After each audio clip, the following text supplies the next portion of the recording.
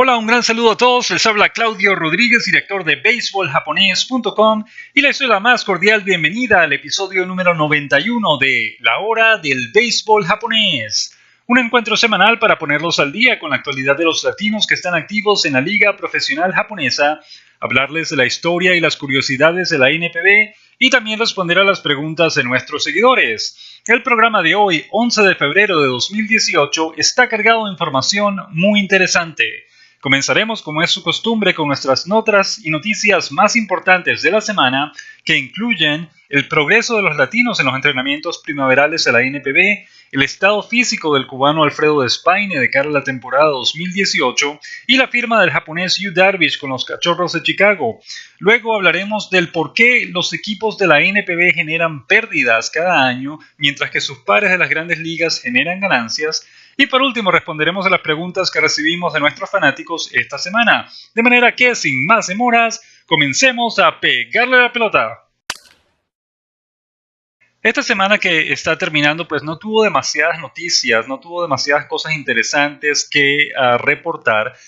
Queremos mencionarles primero que, bueno, continúan los entrenamientos primaverales de la NPB. Todo se desarrolla con absoluta normalidad. No ha habido ningún escándalo, ninguna lesión o algo parecido que esté afectando a algún jugador latino o a los jugadores japoneses en general. Queremos comentar que ya están comenzando a realizarse partidos amistosos, ya sea entre dos equipos distintos o partidos, lo que llaman partidos intraescuadra, que son partidos entre los miembros de un mismo equipo. Apenas hoy domingo fue que se realizaron los primeros juegos de ese tipo.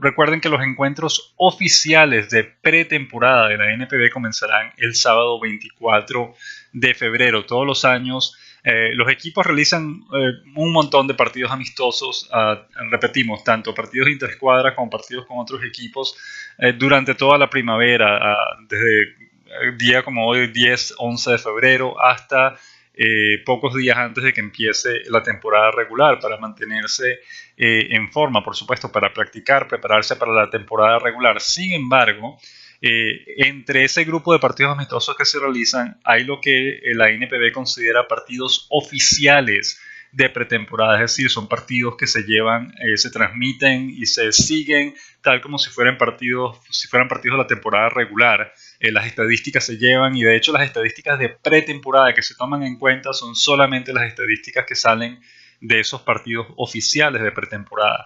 Y el 24 de febrero, el sábado, tendremos nuestra primera jornada de partidos oficiales de pretemporada, y pues se los estaremos llevando a todos ustedes sin duda alguna. Estén pendientes que les tendremos estadísticas y lo que hizo cada uno de los latinos que participaron en esos partidos. Recuerden, el 24 de febrero comienzan los partidos oficiales de pretemporada de la NPB. Entre lo que hemos visto en los entrenamientos primaverales, también hay que resaltar el trabajo especialmente del dominicano Willing Rosario, que está con los Tigres de Hanshin, y del cubano Alex Guerrero, que está ahora con los Gigantes de Yomiuri. Son los dos latinos que más atención han llamado durante estos primeros días, estas primeras 2 semanas de entrenamientos primaverales, ya sea porque están conectando jonrones, porque les está yendo bien en sus prácticas, o porque les está yendo bien en los partidos amistosos que ya se han empezado a disputar. Recordamos, y eso fue una noticia que reportamos en su momento, la primera sesión de bateo de Willing Rosario al aire libre, conectó 14 jonrones y fueron como 52, 56 swings, no nos recordamos bien, pero todo el mundo quedó complacido, incluyendo su manager, que Rosario está conectando un buen número de jonrones. Lo mismo ocurrió con Alex Guerrero, el cubano, que también en su primera sesión de bateo al aire libre conectó 20 jonrones, y de hecho compartimos un video de esa sesión de bateo el otro día.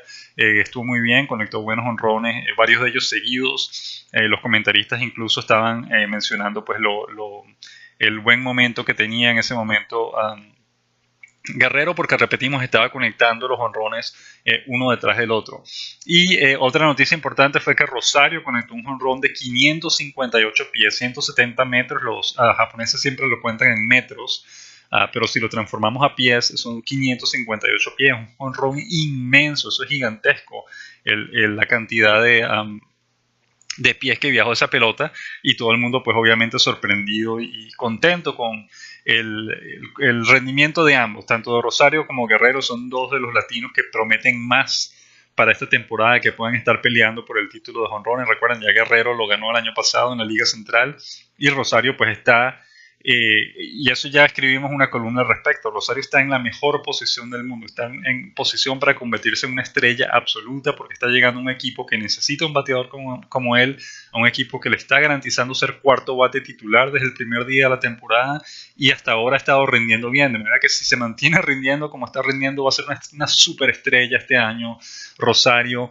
en Japón, y de hecho lo más probable es que lo renueven ya, que le den una renovación de su contrato a mediados de temporada. No va a esperar hasta el final si le va bien como lo está yendo, perdón, como le está yendo hasta ahora. De manera que bueno, muy contento con ese rendimiento de ambos, de Guerrero también, y eso también escribimos un artículo al respecto. Guerrero siempre, todos los latinos que debutan en la NPB en un equipo distinto y les va bien y después los transfieren o los traspasan a los Gigantes de Yomiuri, eso siempre nos da miedo porque Yomiuri es un equipo pavoso, como decimos en Venezuela, un equipo de mala suerte. Esos latinos a los que les fue bien en otro equipo, al momento en que llegan a jugar con Yomiuri les va mal inmediatamente.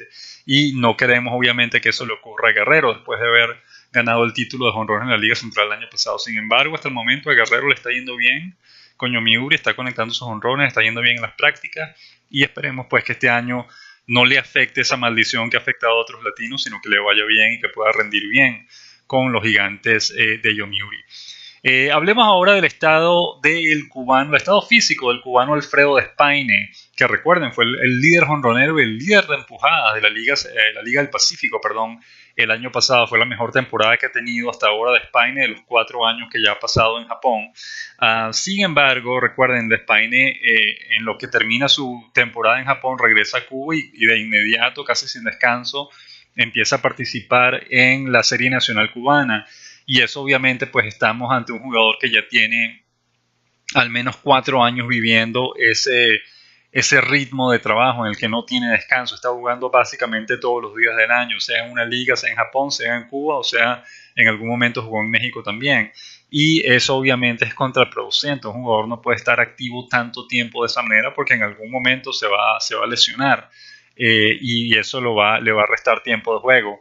Entonces lo que ocurrió en esta ocasión es que estando en la Serie Nacional en Cuba jugando con su equipo, los Alazanes de Granma, se lesionó y se recuperó de esa lesión, pero luego participó en la Serie del Caribe y se lesionó en el primer juego de la Serie del Caribe, se resintió de esa misma lesión y después lo sacaron de otro juego de la Serie del Caribe también, y lo que nos cuentan los fanáticos que lo vieron a través de las redes sociales nos dicen que se veían en muy mal estado físico.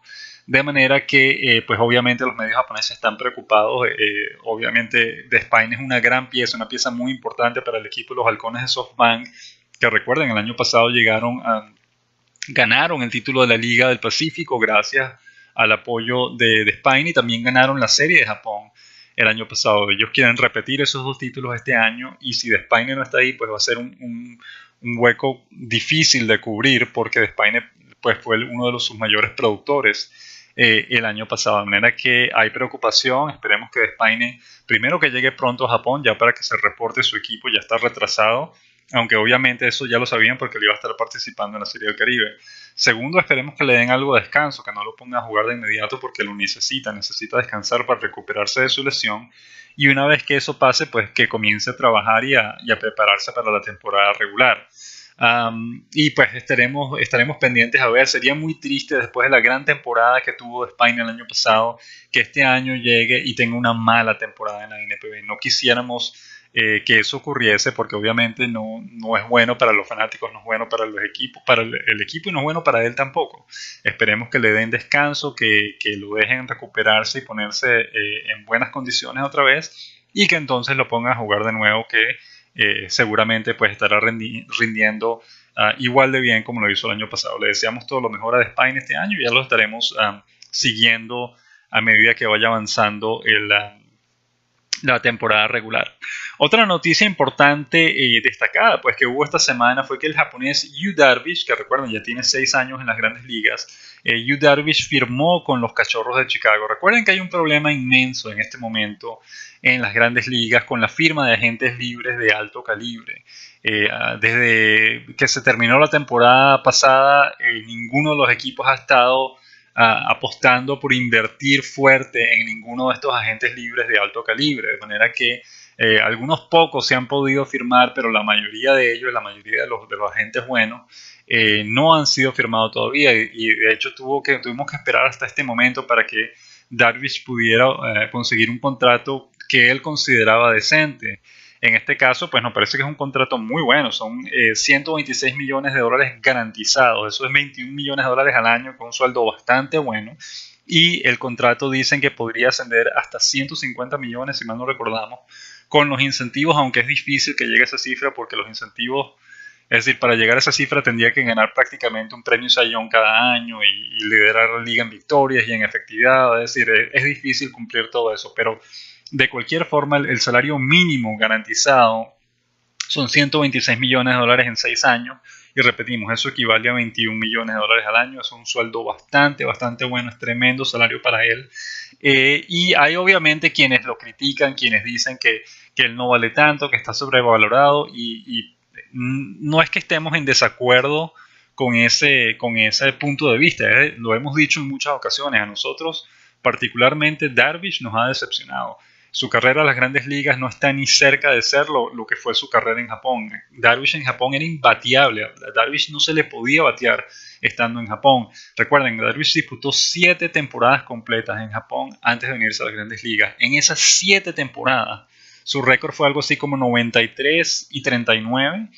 93 victorias y 39 derrotas, tuvo una efectividad de 1.99 en 7 temporadas. Imagínense lo difícil que es lograr eso. Y Darvish dominaba por completo a los bateadores rivales, es decir, de hecho llegaba al punto de que los bateadores rivales decían, no, esta noche va a pichar Darvish, no, seguro que no hago nada, no me voy a ni a esforzar en tratar de batearle porque sé que no puedo. Es decir, el dominio que tenía sobre la liga era inmenso.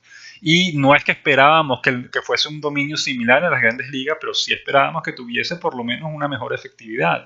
Y su efectividad de por vida en las grandes ligas es como 350, 340, algo así, que no es mala, no es una mala efectividad, pero de él nos hubiésemos esperado que su efectividad estuviese por lo menos en 290, un poco por debajo de 3, que no estuviese tan alta. Y no solo eso, sino que Darvish le ha ido bien, ha liderado la liga 2 o 3 veces en ponche. Es decir, no ha sido un mal lanzador, han sumado las victorias, sus victorias, pero al mismo tiempo no ha sido un lanzador dominante, no ha sido un lanzador que uno diga, wow, este es tremendo lanzador, especialmente en su caso, que Darvish es un lanzador que tiene 7, 8, 9 lanzamientos distintos, que tiene un gran repertorio, una gran cantidad de armas a las que puede apelar para dominar a los bateadores rivales y sin embargo no lo está haciendo. Y eso pues nos decepciona porque esperábamos mucho más de él. Darvish fue un jugador que cuando estaba saliendo camino a las grandes ligas en una rueda de prensa en Japón, él declaró que su objetivo era convertirse en el mejor lanzador del mundo. Él quería que la gente dijese de él, caramba, este es el mejor lanzador que yo he visto en mi vida. Y eso es caramba, es un objetivo, una meta muy ambiciosa, pero repetimos, no creemos que la haya logrado en ninguna manera. Y no es que no nos guste Darvish, nos encanta, él nos parece que es un buen lanzador, pero repetimos, nos ha decepcionado. Esperamos mucho más de él en las grandes ligas y lamentablemente no lo ha logrado. De cualquier forma, es un tremendo contrato que está recibiendo en este momento y habrá quienes lo critiquen diciendo que él no se lo merece, que él no se merece ganar tanto dinero. Pues caramba, eso es muy relativo, es decir, eso... como lo explicaba nuestro amigo Arturo Marcano vía Twitter, lo explicaba muy bien.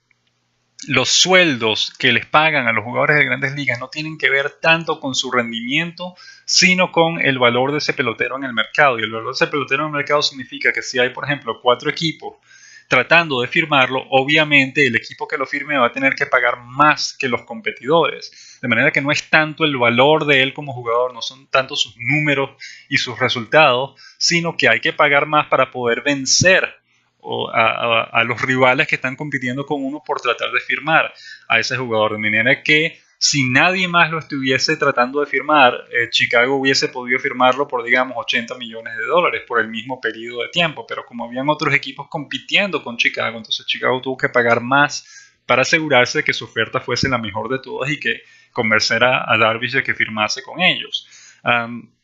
De manera que, repetimos, no hay que ligar tanto el rendimiento del jugador con el salario que gana, porque el salario pues lo dicta el mercado y no sus números y no su valor como jugador. E igual no es el único jugador de grandes ligas, sea japonés o no, que va a pasar por una situación similar. Por ejemplo, cuando a Alex Rodríguez lo renovaron los Yankees de Nueva York por 10 años y por casi $30 millones al año, cuando él ya tenía 32 años, ¿qué realmente iban a esperar los Yankees de Nueva York? Que iba a jugar bien hasta que tuviese 42 años. Lo mismo hicieron los angelinos de Los Ángeles con Albert Pujols. Y no malentiendan, Albert Pujols es tremendo jugador, va a entrar al Salón de la Fama.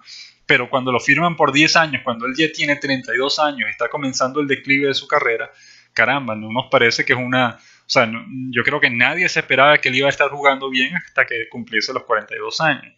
Y en este caso están criticando a Darvish por haber firmado por 6 años cuando tiene 31 años. Pues nos parece que es un contrato mucho mejor que firmar a un jugador de 32 años por 10 años. Es decir, nos parece un contrato bastante aceptable que está recibiendo Darvish. 6 años por 126 millones. Ni siquiera es el japonés mejor pagado, porque Masahiro Tanaka todavía está cobrando más de $22 millones al año por aquel contrato que firmó originalmente con los Yankees de Nueva York. Fueron 7 años por $155 millones.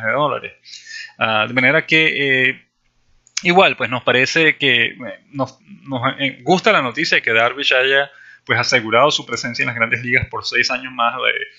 Tendría como mínimo 12 años de carrera en las grandes ligas, cosa que está bastante bien, siempre y cuando no se lesione y no tenga otros problemas. Y pues esperemos que mejore, va a llegar un equipo competitivo, esperemos que tenga el chance de volver a la postemporada y que finalmente pueda mejorar, pueda concentrarse en dominar a los bateadores rivales como lo hacía en Japón. Eso sí sería fantástico verlo en el futuro. Otro jugador japonés que también fue noticia esta semana, es Norichika Aoki, quien decidió regresarse a la NPB, a jugar en Japón con su equipo original, las Golondrinas de Yakult. Ellos le ofrecieron un contrato de 3 años por $9 millones. Aoki tiene en este momento 36 años, de manera que jugaría hasta los 39, cosa que está bastante bien. Probablemente se retire después de esa última temporada y se va a retirar con el equipo que le dio el chance de convertirse en profesional. Aoki tuvo una carrera fantástica con Yakult antes de irse a las grandes ligas. Ganó 3 títulos de bateo, si mal no recordamos. Estuvo en varias series de las estrellas, ganó 3 guantes de oro. Es decir, tuvo una actuación bastante buena. Luego se fue a las grandes ligas, donde jugó 6 años. Caramba, es una carrera bastante larga, mucho mejor de lo que se esperaba, porque al momento en que Aoki se fue a las grandes ligas, realmente ya estaba en declive en Japón. La gente no pensaba que le iba a ir muy bien en las grandes ligas porque no estaba jugando bien en Japón.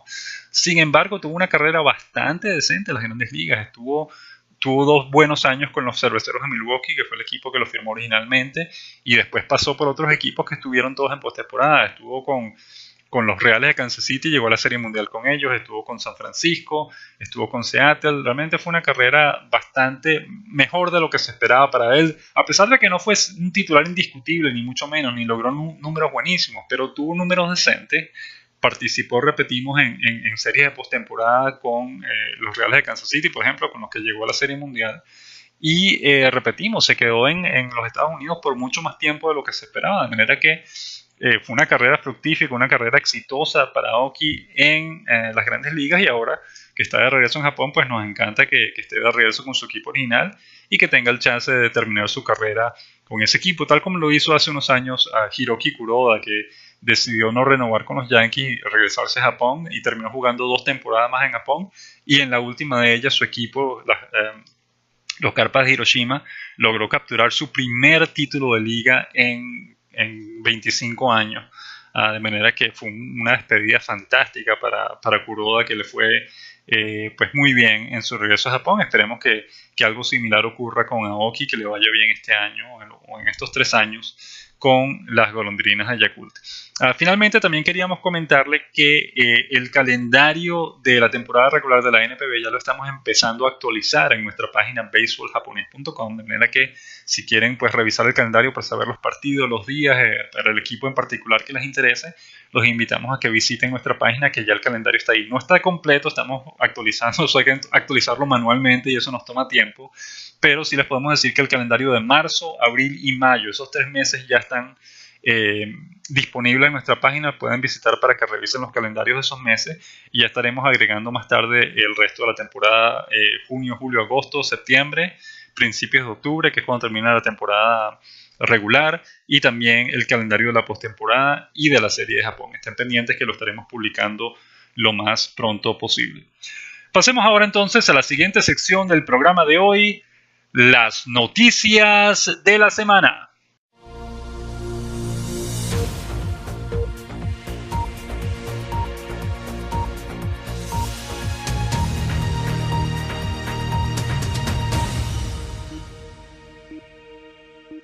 Nuestra semana comenzó con nuestra columna el lunes 5 de febrero, con nuestra columna El Bate del Samurái, en la que analizamos el tema ¿por qué no hay receptores latinos en la NPB? Un fanático nos había escrito o nos había dicho que sería una buena idea que los equipos de la NPB invirtiesen en receptores latinos, porque los receptores latinos pues bateaban mejor que los japoneses y eran buenos receptores defensivamente. Y la razón, pues en esa columna básicamente respondimos esa pregunta. Y la razón es muy sencilla. Tiene que ver con la barrera del lenguaje y con la experiencia en la liga como tal. Es decir, para ser receptor en la NPB, primero hay que hablar japonés muy bien. Uno tiene que poder entenderse con los lanzadores sin problemas. Y segundo, hay que tener experiencia en la liga, hay que tener ya varios años jugando en la liga para conocer bien a los bateadores rivales, a los equipos rivales, al tipo de estrategias que cada uno de ellos utiliza para poder comandar bien el juego. Hay mucha gente que no se da cuenta de esto, pero el receptor es el jugador más importante sobre el terreno, es el jugador que tiene todo el campo enfrente de sí, que puede ver lo que está ocurriendo en cada una de las posiciones. Es el jugador que puede ordenar la defensa de una manera particular de acuerdo al bateador, y es el jugador que va a solicitar los lanzamientos. El lanzador puede ser buenísimo, pero si no tiene un buen receptor que solicite buenos lanzamientos, le van a batear y le van a hacer carreras. De manera que un buen receptor es una ficha súper importante en la alineación de un equipo. Y los equipos japoneses, conociendo eso, además los equipos japoneses tienen una tradición muy larga, muy grande en relación a el buen picheo y buena defensa. O sea, cada vez que a un manager japonés le preguntan cuál es tu estrategia para ganar este año, él siempre va a decir buen picheo y buena defensa. Ellos no se preocupan tanto por la ofensiva, lo que se preocupan más es la defensa y su picheo. De manera que un buen receptor es fundamental para lograr esos objetivos, y el receptor tiene que obviamente hablar japonés para poder comandar al equipo. Y esto obviamente, pues lamentablemente es difícil de lograr, es una barrera difícil de lograr en el poco tiempo. Los equipos japoneses contratan a los jugadores importados con la esperanza de que ellos rindan fruto de inmediato. Ellos contratan un bateador de poder y ellos quieren que ese bateador de poder esté conectando jonrones desde el primer día. No están esperando que en 2 o 3 años finalmente logre conectarse con la liga y empiece a conectar jonrones en aquel momento. No, ellos quieren resultados de inmediato. Y para un bateador, pues eso es posible. Incluso para un lanzador extranjero que tenga un buen receptor japonés, ese lanzador extranjero puede adaptarse bien a la liga si el receptor es bueno y sabe pedir buenos lanzamientos. Pero no ocurre lo mismo con la formación contraria, digamos, con el receptor siendo extranjero, porque en los 2 meses que duran los entrenamientos primaverales no es tiempo suficiente para conocer bien la liga, ni tampoco para aprender a hablar japonés bien. Es difícil, no es tan sencillo lograr eso. De manera que... Y repetimos, los equipos de la NPB no es que están en desacuerdo con esa estrategia. Ellos les gustaría tener un receptor extranjero que pueda batear bien, pero les preocupa el problema del idioma, y lo han intentado. En el pasado 2 o 3 receptores norteamericanos intentaron ser receptores en las grandes ligas y lamentablemente no pudieron lograrlo. No les fue bien, la barrera idiomática fue un problema demasiado grande para superar, y de hecho en los años recientes 2 equipos de la NPB contrataron jugadores latinos, no para el primer equipo, sino para el equipo menor, para su programa de desarrollo de jugadores, con la esperanza de que en 2 o 3 años estos jugadores podrían convertirse en los receptores titulares de sus equipos, y lamentablemente esos experimentos no funcionaron. Las Estrellas de Adena lo intentaron con el venezolano Kevin Moscatel, que pasó 2 años en Japón y seguramente aprendió a hablar japonés más o menos, pero no llegó al nivel que ellos esperaban.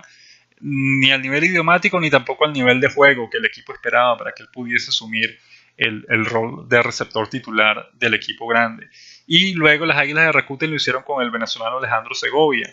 Aquí también le dieron la misma oportunidad, lo enviaron al programa de desarrollo de jugadores, lo pusieron a jugar con el equipo menor esperando que aprendiese el idioma y que llegase a un nivel de juego con el cual pudiesen promoverlo el primer equipo para que fuese el receptor titular del equipo.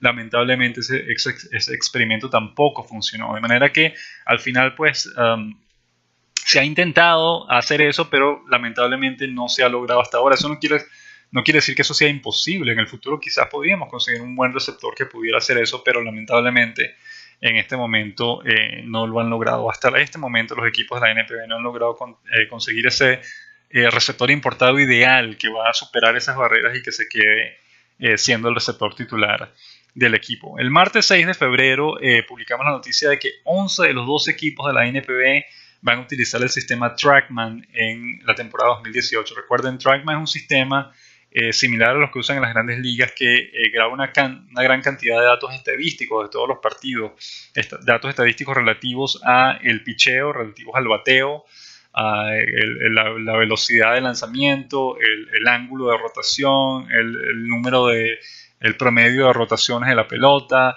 la velocidad con la que sale el batazo, la distancia que recorre la pelota una vez que ha sido conectada por el bate, ese tipo de cosas que ayudan no solamente a evaluar el rendimiento de los jugadores, sino a mejorar el rendimiento de los mismos de acuerdo a los datos que se recogen de ellos. A principios de enero ya habíamos publicado noticia de que las golondrinas de Yakult iban a utilizar ese sistema y en aquel momento eran 8 los equipos de la NPB que lo tenían. Ahora casi todos ellos, 11 de los 12 equipos lo van a utilizar este año. La única excepción son los Carpas de Hiroshima, que seguramente en el futuro adoptarán el sistema también y ya tendremos entonces todos los equipos de la NPB utilizando el sistema. El miércoles 7 de febrero publicamos noticia de que los medios japoneses estaban preocupados por el estado del cubano Alfredo Spaini, por la lesión que sufrió en la Serie del Caribe, que además era una lesión que venía de la Serie Nacional de Cuba, y pues están todos esperando a que llegue ese reporte ahora a su equipo en Japón, a los halcones de SoftBank, y esperemos que esté en buen estado físico y que pueda jugar. El jueves 8 de febrero el cubano Alex Guerrero conectó 20 jonrones en su primera práctica de bateo al aire libre con los Gigantes de Yomiuri. Compartimos ese día el video de esa práctica de bateo, pues le fue muy bien, está en se ve en muy buenas condiciones físicas, digamos, Guerrero, y probablemente tenga una buena temporada este año. Estaremos cruzando los dedos para que eso ocurra.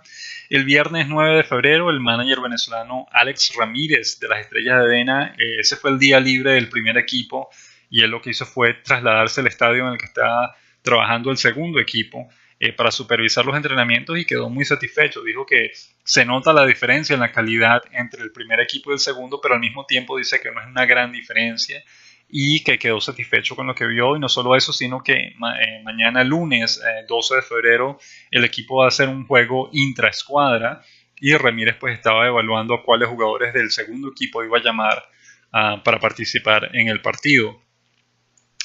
Ayer sábado 10 de febrero el dominicano Juan Francisco en una entrevista dijo que le gustaría regresar otra vez a jugar en Japón. Recuerden, Juan Francisco estuvo jugando con los Tigres del Licey en la Liga Invernal de la República Dominicana. Y recuerden, Francisco estuvo en el año 2015 en la NPB con los Gigantes de Yomiuri y lo contrataron a finales de abril como un refuerzo de emergencia, pero lamentablemente solo jugó 5 partidos con el primer equipo, luego pasó el resto del año en el segundo equipo y al final de año lo dejaron en libertad. Y tuvo que ver con, lamentablemente, una muy mala racha que pasó. En su primer partido se fue de 3-1, conectó un sencillo, empujó una carrera que además le dio la victoria a su equipo y todo el mundo estaba contento. Pero en los partidos 3, 4 y 5, que fue una serie de 3 juegos en Hiroshima contra los Carpas de Hiroshima, lamentablemente Francisco cometió un error garrafal en cada uno de esos 3 partidos. Los Gigantes de Yomiuri terminaron perdiendo esos 3 partidos y toda la culpa cayó sobre él, a pesar de que no era necesariamente su culpa, pero por ser el extranjero de poder importado que está ganando mucho dinero y que viene y comete 3 errores de esa manera, pues a nadie le cayó bien. El manager lo mandó al segundo equipo de inmediato y estando abajo se lesionó, cosa que agravó, terminó pasando más tiempo sin jugar Y no solo eso, sino que, según escuchamos en algún momento, el manager quiso reunirse con él para hablar con él, evaluar su estado físico, saber cómo le estaba yendo, y él se rehusó a reunirse con el manager, no quería verle la cara, no quería hablar con él, y obviamente pues ese tipo de indisciplina no es bienvenida en Japón, no es tolerable, y eso pues básicamente condenó su carrera a terminar en solo 5 partidos en la primera categoría. Después fue dejado en libertad a finales de año, y obviamente como apenas jugó 5 partidos, pues los otros equipos realmente no tuvieron el chance de evaluarlo, y por esa razón pues no le están ofreciendo contrato para regresar a Japón. Sin embargo, en este caso un periodista japonés estuvo en la República Dominicana para ver el final de la liga local, y pues tuvo el chance de hablar con él. Lo entrevistó y le preguntó que bueno, cómo había sido su experiencia en Japón. Que el periodista japonés pues pensó que iba a ser una mala experiencia, iban a ser malos recuerdos, y él dice que no, que él le gustó estar en Japón, que le gustó su vida allá, le gustó Tokio y la ciudad como tal, y que sus entrenadores lo trataron bastante bien, y que bueno, que si él tuviese la oportunidad le gustaría regresar a Japón.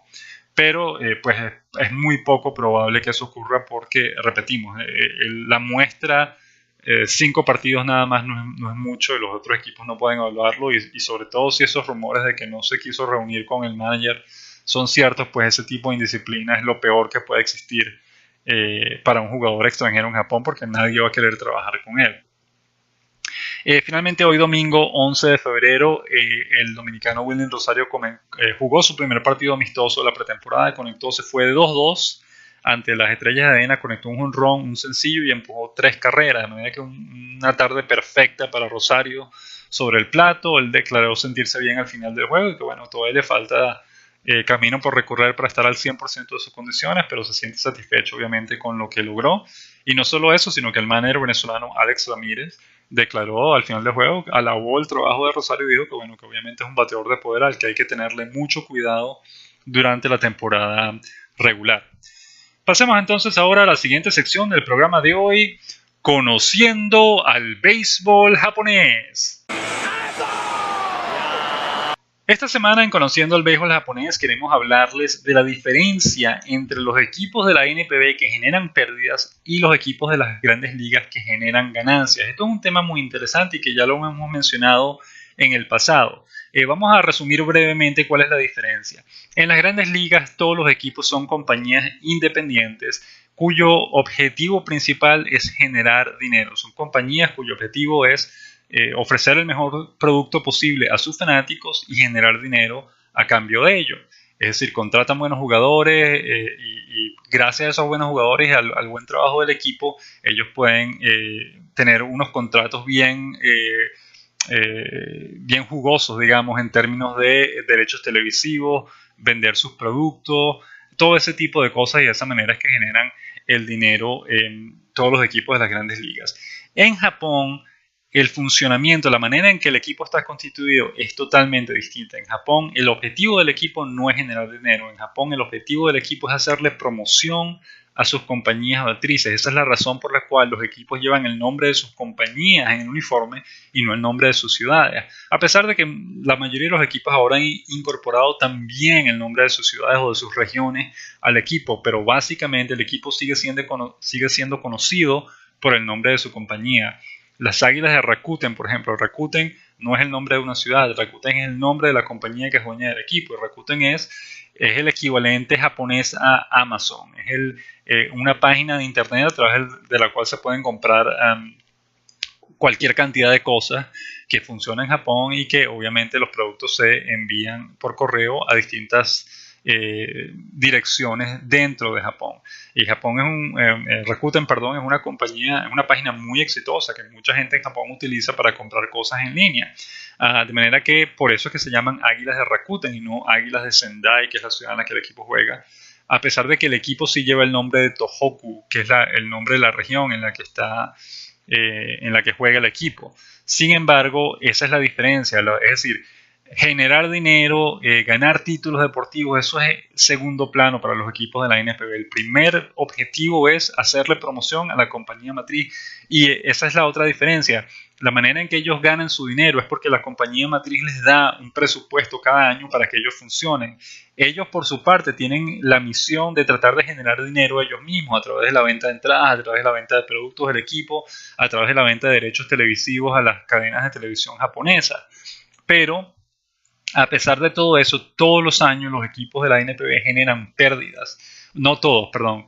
9 de los 12 equipos de la NPB generan pérdidas. No llegan, y no es que sean pérdidas inmensas, son pérdidas en el sentido de que no ganan tanto dinero como el que gastan más dinero del que gana, aunque la diferencia no sea muy grande, pero sí generan pérdidas todos los años. Y obviamente las compañías matrices les siguen dando presupuesto todos los años para que los equipos sigan funcionando por puro amor al arte, es decir, porque les encanta que el equipo los esté promocionando, y también les encanta ver el equipo jugando y posiblemente ganando títulos.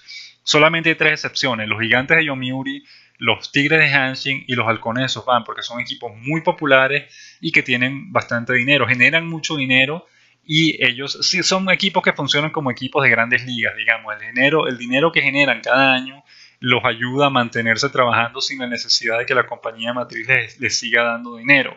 Ellos, especialmente Yomiuri y Hanshin, porque tienen los equipos más grandes, de mayor capacidad, perdón, los estadios de mayor capacidad en Japón, y eso les garantiza mejores ingresos de entradas, porque casi siempre llenan sus estadios cada vez que juegan como local.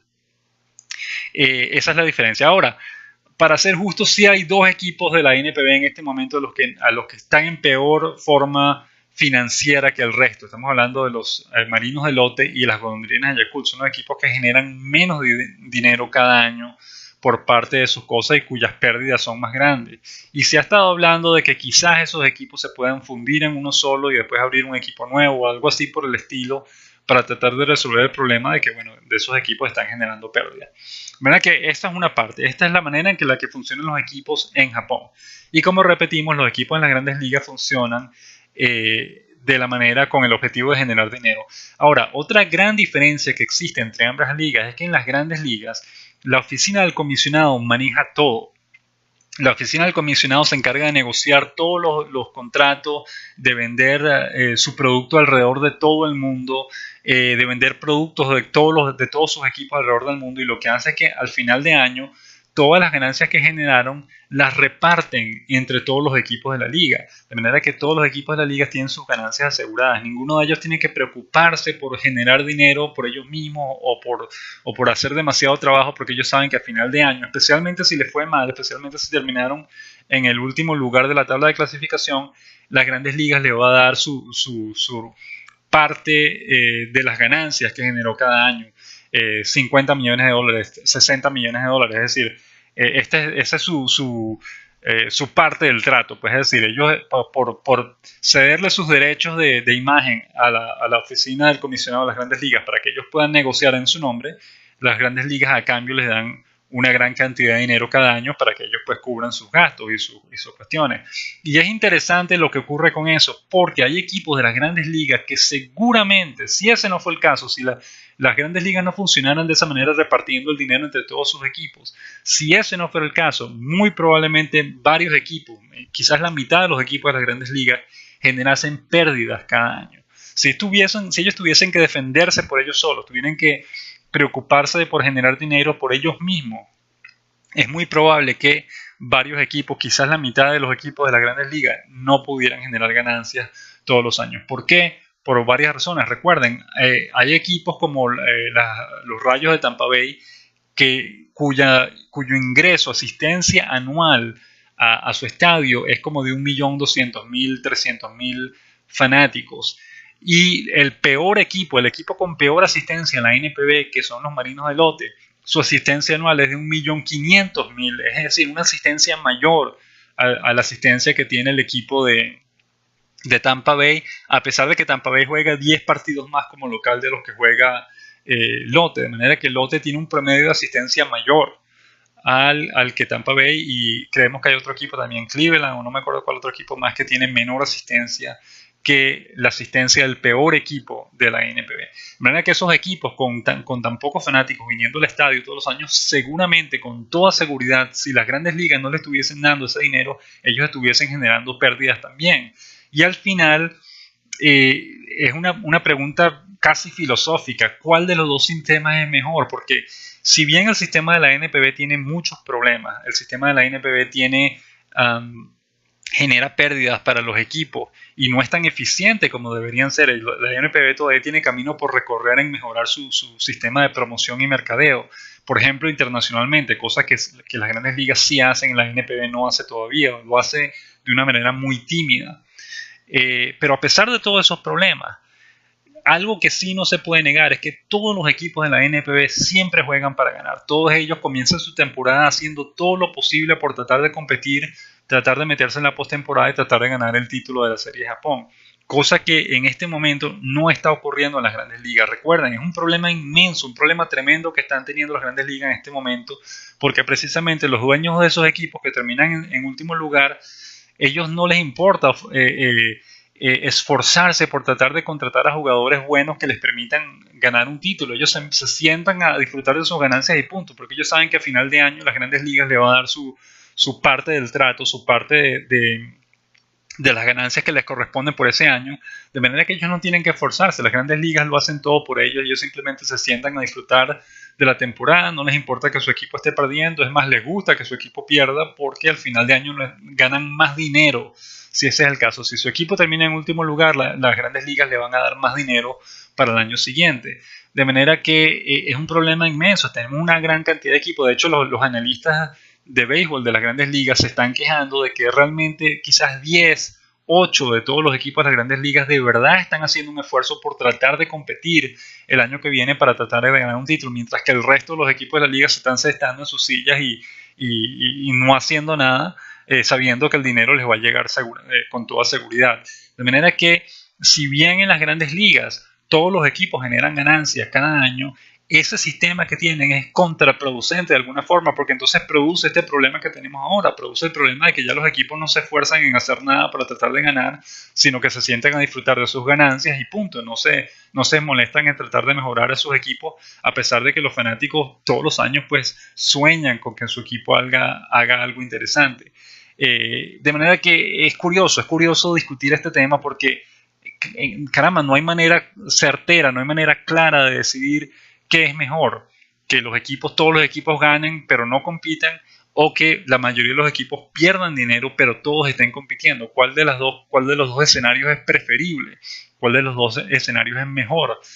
Caramba, es difícil de determinar. Obviamente nos gusta el sentido, nos gusta el escenario de la NPB, porque todos los equipos de verdad están haciendo un esfuerzo para tratar de ganar, tratar de mejorar cada año, aunque obviamente no nos gusta el hecho de que estén perdiendo dinero. Pero repetimos, en las grandes ligas todo el mundo gana, la liga está generando récord de ganancias que nunca antes se había visto, pero al mismo tiempo tenemos este problema inmenso en que los equipos no se esfuerzan en hacer nada. Entonces, caramba, no sabemos cuál de las dos ligas es mejor, no sabemos con cuál liga quedamos más satisfechos, si con una o con la otra, porque cada una tiene sus puntos buenos y sus puntos malos. De manera que es un tema interesantísimo, un tema muy, muy interesante del que nos gustaría conocer su opinión. Si siempre nos pueden escribir a través de nuestras redes sociales, Twitter, Facebook, o en la sección de comentarios de nuestra página baseballjaponés.com, para que nos digan qué opinan de esto, qué sistema les parece mejor para avanzar. Es decir, la NPB como liga tiene una gran cantidad de problemas, no funciona de la manera más eficiente posible, todavía tiene mucho camino por recorrer para convertirse en una mejor liga, pero al menos está en ascenso, una liga que está ascendiendo, que está mejorando cada año, mientras que las grandes ligas parece estar metiéndose en más problemas cada año. O sea, cada año es un problema distinto. Tenemos esta discusión enorme con el acuerdo, con el actual convenio laboral entre las grandes ligas y su asociación de peloteros, que desfavorece por completo a los peloteros, y los peloteros que no saben qué hacer porque están perdiendo precisamente porque no hicieron su tarea, porque no analizaron bien lo que estaban firmando cuando firmaron el actual convenio laboral. Y eso quiere decir que por los próximos 3 años los jugadores de las grandes ligas van a estar en una situación negativa y van a tener que prepararse muy bien para negociar el próximo convenio laboral. Es muy probable que necesiten cambiar del líder, de la jefe de la Asociación de Peloteros en la NPB. Tendrán que cambiarlo porque el jefe actual fue el que firmó ese contrato y que obviamente fue muy negativo para todos. No solo eso, sino que además tiene otros problemas, los problemas que ya los mencionamos en el pasado, el problema del tráfico humano, el problema de las construcciones, de cómo los dueños de los equipos de grandes ligas obligan a las ciudades a construirles estadios ultramodernos para que el equipo juegue en ellos, y la gente los habitantes de esa ciudad que pagaron por ese estadio con sus impuestos no reciben nada a cambio, más bien el equipo les cobran más dinero todavía para sus entradas, para que entren al estadio, y terminan pues robándolo. Es básicamente un robo. Todas las ganancias se quedan en los bolsillos de los dueños de los equipos de las grandes ligas, y la ciudad, que supuestamente debía recibir una ganancia también de ese estadio que construyó, recibe una cantidad de dinero muy poca. De hecho, genera pérdidas, no siquiera genera ganancias. Es decir, la ciudad hizo el esfuerzo por construir ese estadio, al final no gana nada gracias a ese estadio, de manera que es algo injusto. Es un problema inmenso que se tiene también en este momento. Los problemas de acusaciones de abuso sexual también, el problema del dopaje, qué cantidad de problemas que existen, se ven en las grandes ligas todos los años. Y repetimos, una liga que, a pesar de que genera mucho dinero, se está metiendo en un terreno en el que es peligroso. Va a haber un problema que va a causar la liga pasar por un mal momento, como ocurrió en su momento con el escándalo del dopaje y todo eso. De manera que mientras la NPB va en ascenso con todos sus errores, pero va en ascenso, y la liga, las grandes ligas con todo su éxito va en descenso, diríamos, en este momento. De manera que es interesante ver qué ocurre en los próximos años, porque obviamente esas son las direcciones que tienen ambas ligas en este momento. Pasemos entonces ahora a la sección final del programa de hoy, las preguntas de la semana. Kamtoku, yoroshiku onegai itashimasu.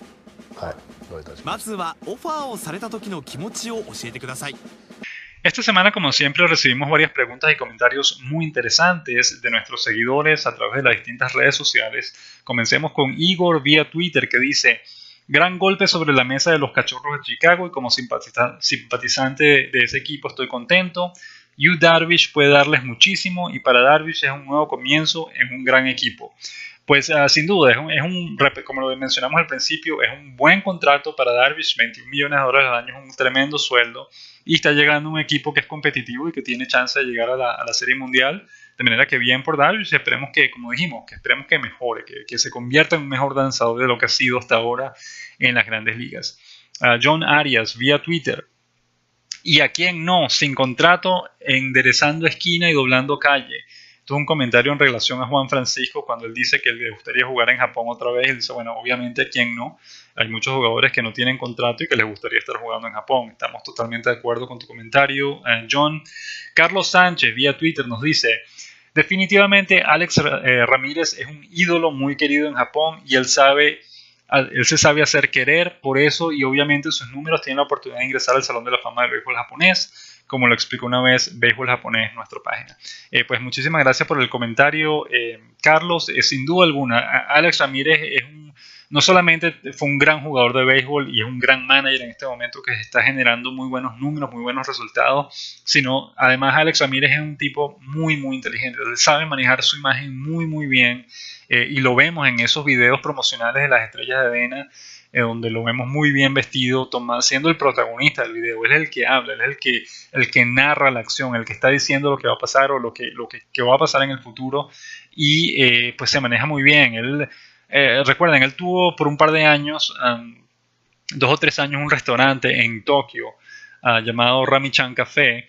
Era un restaurante de comida puertorriqueña y comida latina que tuvo mucho éxito en su tiempo, y tuvimos un par de veces la oportunidad de verlo dentro del restaurante, y fue algo increíble. Es decir, lo bien que se maneja con la gente, lo muy popular que es. Él caminaba de una mesa a la otra, saludaba a toda la gente que venía al restaurante, les daba la mano, se tomaba fotos con ellos, les preguntaba qué tal la comida, les gusta, qué les parece, gracias por venir. Es decir, era fantástico caminando el restaurante, pasando de mesa a mesa, saludando a todo el mundo, complaciendo pues a la gente que venía a visitarlo y venía a probar el restaurante. De manera que en ese sentido él es fantástico. Ramírez tiene ¿cómo decimos eso? Tiene un gran talento para las relaciones públicas. Él se relaciona muy bien con la gente, está siempre en buenas relaciones con todos, conoce a todo el mundo, conoce a mucha gente y lo respetan mucho también, de manera que sin duda alguna lo vemos metido en el Salón de la Fama del Béisbol japonés como el primer latino y uno de los pocos extranjeros que lo ha logrado. Sin duda alguna, nos parece que Alex Ramírez va a llegar al Salón de la Fama del béisbol japonés. Marlis Rodríguez vía Twitter nos dice: está claro que hay algo que hacer con los jugadores de Cuba que contraten en el exterior. Tiene que haber más control o todos pierden. Esto es en relación a la lesión del cubano Alfredo Spine. Y estamos totalmente de acuerdo contigo, Marley. Tiene que haber unas reglas de juego, digamos. Es contraproducente para los jugadores, especialmente, que los estén utilizando de esa forma, que estén jugando béisbol todo el año. Ellos necesitan descanso para recuperarse después de una temporada larga y desgastante como la temporada de Japón. La temporada de Japón es larguísima, comienza el 1 de febrero con los entrenamientos primaverales y termina, si uno participa en la Serie de Japón, puede terminar en los primeros días de noviembre. Es una temporada larguísima en la que se practica mucho y además con todos los juegos que se disputan.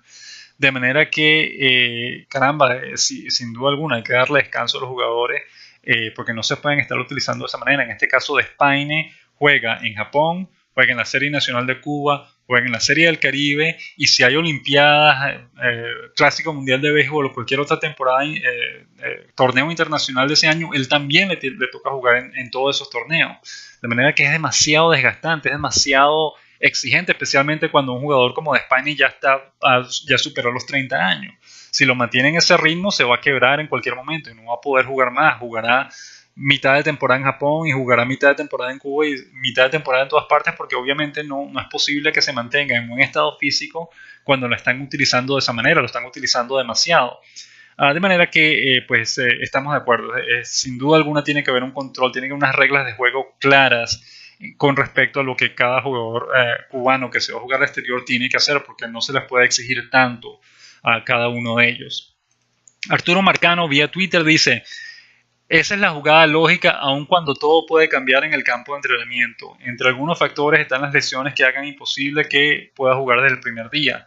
Creo que hay que esperar. Esto es un comentario en relación a Shohei Ohtani, el fenómeno japonés que va a debutar este año en las Grandes Ligas con los Angelinos de Los Ángeles. Y es un comentario que habíamos hecho porque se había anunciado, o anunciaron hace poco, que Ohtani va a comenzar los entrenamientos primaverales como un invitado que no está en el roster activo. Y habíamos comentado en ese momento que la razón para que Ohtani no esté como invitado en los entrenamientos primaverales, pero no esté en el roster del equipo, es porque si el equipo de Los Ángeles lo deja fuera solamente 2 semanas, fuera del roster activo del equipo, eso le garantiza al equipo tener un control no solo de 6, sino hasta 7 años. Eso, cuando Ohtani firmó su contrato de ligas menores con el equipo de Los Ángeles, ese contrato lo obliga a mantenerse con el equipo por 6 años antes de poder convertirse en agente libre. Pero si pasa apenas 2 semanas fuera del roster activo, en esos 6 años, si solamente pasa 2 semanas fuera del roster activo, entonces el equipo puede extender su control sobre él a 7 temporadas y no solamente a 6. Y eso Arturo Marcano lo había mencionado antes, que es una jugada lógica. Todos los equipos de las Grandes Ligas saben que esa es la regla y lo hacen para tener un año más de control sobre el jugador en particular. En este caso, Ohtani va a tener que jugar entonces 7 años completos con los Angelinos de Los Ángeles antes de poder convertirse en agente libre, y eso tendrá que esperar hasta los 30 años para convertirse en agente libre y finalmente tener un contrato de esos grandes de los que tienen ahora los agentes libres. De cualquier forma, como bien dice Arturo, esa puede que sea la razón por la que no está en el roster activo, pero hay que esperar porque obviamente una lesión puede cambiar las cosas. Habrá que ver qué ocurre. Arturo también nos hace otro comentario. Dice: ayer hablaba de eso con 9 Stars Agent. En Estados Unidos se usa el concepto de accountability. Y yo asumo que en algún momento habrá una guerra interna que podría generar una renuncia. El problema es que pienso que Clark no se ha dado cuenta plenamente de que metió la pata. En este caso estamos hablando de Tony Clark, que es el jefe de la Asociación de Peloteros de los Estados Unidos, de las Grandes Ligas, y los estábamos criticando porque obviamente Clark es el responsable del convenio actual, el convenio laboral actual de las Grandes Ligas y su Asociación de Peloteros, que todo el mundo dice, todos los analistas están todos los analistas están criticando en este momento porque es un contrato, un convenio muy malo para los jugadores. Los jugadores están perdiendo por haber firmado ese contrato y obviamente el responsable de ello, el primer responsable, tiene que ser el jefe de la Asociación de Peloteros, Tony Clark. Y eso es lo que se dice, como bien lo menciona Arturo, es muy probable que en algún momento le pidan la renuncia porque él tiene que ser responsable por lo que hizo, pues por haber firmado ese convenio que es tan malo para los jugadores de las mayores. Julio Barreto vía Facebook nos dice, no está tan tropical Okinawa este año, hace un frío, bueno, para las personas que no están acostumbradas a este frío. Gracias por el comentario, Julio. Ciertamente habíamos mencionado que Okinawa, la mayoría de los equipos de Japón se van a Okinawa a hacer sus entrenamientos primaverales porque Okinawa está casi a la altura del Caribe y es un lugar más cálido a esta altura del año que el resto de Japón, donde es invierno. Pero como bien dice Julio, que probablemente esté viviendo allá en este momento, pues hace un poquito de frío en Okinawa en este momento, no está tan cálido como de costumbre. Pepón Soriano, a través de la sección de comentarios de beisboljaponés.com, nos dice: muchas gracias y esperemos que invadan más receptores del béisbol japonés, aunque la barrera del idioma sea difícil, pero el béisbol es un deporte de señas y ayudaría a que tantos y tantos receptores latinos jueguen en buenas ligas, caso de los puertorriqueños y los venezolanos. Gracias por el comentario, Pepón. Sin duda alguna, como lo mencionamos, no es que sea imposible que los receptores latinos jueguen en Japón, sino que es difícil, es muy difícil, especialmente por la barrera idiomática, pero sin duda es posible adaptarse a ellos si hacen un buen esfuerzo. Finalmente nos llega un comentario de una cuenta llamada Karen de Business vía iVoox, que es la página en la que también publicamos este podcast. Y él nos dice: un aspecto a matizar, especular que Ohtani iba a sacar en 2 años un contrato de $200 millones es ignorar que este año Yu Darvish le está costando conseguir un contrato cuando haya demostrado su calidad en la MLB. Pues nosotros ya respondimos a ese comentario y básicamente decir que Ohtani no podía ganar esa cantidad de dinero porque a Darvish le está costando conseguir un contrato en este momento, pues es obviamente ignorar que Darvish no es el único agente libre que está en este problema. La mayoría de los agentes libres de alto calibre de las grandes ligas todavía están sin trabajo, a pesar de que los entrenamientos primaverales comenzarán en cuestión de unos días, y tiene que ver con el problema que estábamos mencionando del convenio laboral entre las grandes ligas y su asociación de peloteros. El actual convenio laboral es terrible, tiene términos terribles y muy perjudiciales para los jugadores, y por esa razón los equipos no se están esforzando en contratar jugadores, en pagar los altos salarios que merecen los agentes libres. Y en este caso, pues Darvish consiguió un muy buen contrato. Este contrato que firmó probablemente no era tanto dinero como él quería, pero es un contrato bastante bueno. $21 millones al año es un tremendo salario para Darvish. Y eso no tiene nada que ver con Ohtani. Recuerden, los vigilantes de Texas pagaron $110 millones por Darvish cuando lo firmaron originalmente. Los Gigantes de Nueva York pagaron $175 millones por Masahiro Tanaka en 2014 para traerlo a las grandes ligas. Y Ohtani no solo lanza tan bien como ellos dos, sino además batea, pues es lógico que su contrato fuese de $200 millones. Y eso es algo que no decimos nosotros, eso es una cifra que han estado mencionando los analistas de las grandes ligas por mucho tiempo ya. Todos ellos insistían que si Ohtani hubiese llegado a las grandes ligas como agente libre, una vez que tenga 25 años, hubiese podido firmar por $200 millones. Pero viniéndose ahora, como es menor de 25 años y el nuevo convenio laboral limita el dinero que puede ganar, pues va a estar ganando simplemente salario mínimo, $500,000 al año, con un bono por firmar de como 2.3 millones, algo así. Más o menos 3 millones va a ser lo que va a ganar en total en su primer año Shohei Ohtani. Pero eso es porque él decidió venirse ahora y no esperar. Si hubiese esperado, como repetimos, y no solamente nosotros, como dijeron los analistas de las grandes ligas, su contrato es probable que hubiese superado los $200 millones en esa oportunidad. Solo para que eso quede claro. Hemos llegado entonces al final del programa de hoy. Muchísimas gracias por habernos acompañado como siempre y queremos despedirnos. La semana pasada nos despedimos con el himno de los halcones de SoftBank, que fueron los campeones de la Serie de Japón el año pasado.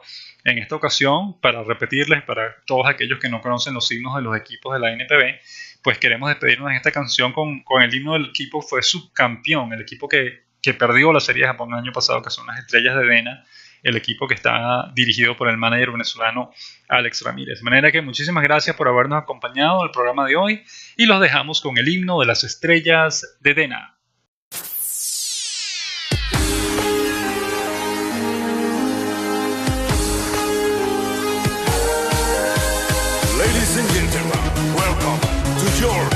Yokohama DNA Basters.